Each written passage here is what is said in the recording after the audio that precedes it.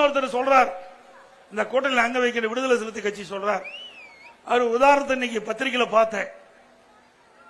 எடப்பாடி பழனிசாமி அடுத்த வருஷம் வருகின்ற தேர்தலுக்கு இப்பவே படிக்க ஆரம்பிச்சுட்டாருங்கிறார்.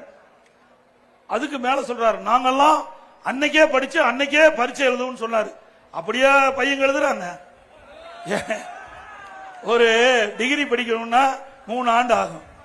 அந்த டிகிரி படிக்கிற பையன், அந்த பட்டப்படி படிக்கிற பையன் குறிப்பிட்ட நாள் கல்லூரிக்கு போனா தான் எலிஜிபிள் பரீட்சை எழுதுறதுக்கு. அங்க இருக்கிற பல்கலைக்கழகம் அனுமதிக்கும். அது கூட தெரியாது இப்படி பேசுறாரு. தயவு செய்து விடுதலை சிறுத்தை கட்சி தலைவர் அவர்களே, மாணவர்களை நீங்க இணைக்காதீங்க. நீங்க வேற ஏதாவது உதாரணம் சொல்லுங்க, நான் வேண்டாங்கள. ஏதாவது அன்னைக்கு படிச்சுட்டு போய் பரீட்சை எழுத முடியுமா? முடியுமா? அப்புறம் எதுக்கு வாதியார் திறந்தன அவருக்கு சொல்லி கொடுத்துட்டு இருக்காங்க. வேணுமென திட்டமிட்டு மாணவர்களையும் தவறான பாதைக்கு அழைத்து செல்லாதீர்கள். அவர் தினந்தோறும் படிச்சுட்டு இருக்கிறாங்க. தினந்தோறும் படிச்சாதான் கடைசியில முழு பரீட்சை வருகின்ற பொழுது முழுமையான தேர்வு எழுதி அதிக மதிப்பெண் பெற்று வெற்றி பெறுவாங்க. அதுபோல் அனைத்து இந்திய அண்ணா திராவிட முன்னேற்ற கழகம் தமிழ்நாட்டில் இருக்கின்ற 234 தொகுதியிலும் இன்னைக்கு எழுச்சி பயணம், சூறாவளி எழுச்சி பயணம் மேற்கொண்டு மக்களை சந்தித்து மக்களுடைய குறைகளை கேட்டு அறிந்து அதை அதிமுக ஆட்சி மலர்ந்தவுடன் நிறைவேற்றப்படும். திருமாவளவன் அவர்களே, மக்களை சந்திப்பது தவறா? மக்களை சந்திப்பது தவறா? அது அப்படித்தான் அவர் சொல்றாரு. நான் போய் ஊர் ஊரா போய் மக்களை சந்திச்சுட்டு இருக்கிறேன். இவரு ஒரே இடத்துல இருந்து ஒரே நாள்ல பரீட்சை எழுதி பாஸ் பண்றாரு.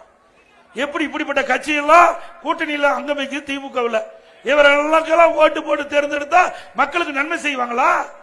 மக்களை பார்க்க கூடாது என்று சொல்லுகின்ற ஒரே கட்சி விடுதலை சிறுத்தை கட்சி தான். ஏன் என்ன சொல்லியிருக்கோம்? பரவாயில்ல, எடப்பாடி பழனிசாமி ஊர் ஊரா போய் மக்களை சந்திக்கிறாரு, மக்களுடைய பிரச்சனை பார்க்கிறாரு அப்படின்னு சொல்லியிருந்தா வரவேற்கலாம். ஆனா நான் தமிழ்நாடு முழுவதும் எழுச்சி சுற்றுப்பயணத்தை மேற்கொள்கின்ற பொழுது வேண்டுமென்றே திட்டமிட்டு ஒரு தவறான அறிக்கை வெளியிடுறீங்களே, இதுல என்ன நியாயம்? மக்களை பார்ப்பதுக்கு தானே கட்சி வச்சிருக்கிறோம். ஒரு ஆட்சி வந்தா மக்களுடைய பிரச்சனை எப்படி தெரிஞ்சுக்கிறது?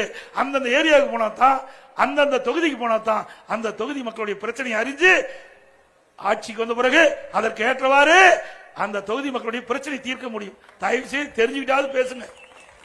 செய்திகளை உடனுக்குடன் தெரிந்து கொள்ள கீழ்கண்ட கேபிள் மற்றும் டிடிஎச் நெட்வொர்க்குகளில் எம்நாடு செய்தி தொலைக்காட்சியை காணுங்கள். பாதகம் செய்பவரை கண்டால் நாம் பயம் கொள்ளலாகாது பாப்பா. மோதி மிதித்துவிடு பாப்பா, அவர் முகத்தில் உமிழ்ந்துவிடு பாப்பா. அண்மை செய்திகளை உடனுக்குடன் தெரிந்து கொள்ள இணைந்திருங்கள் எம்நாடு தொலைக்காட்சியுடன்.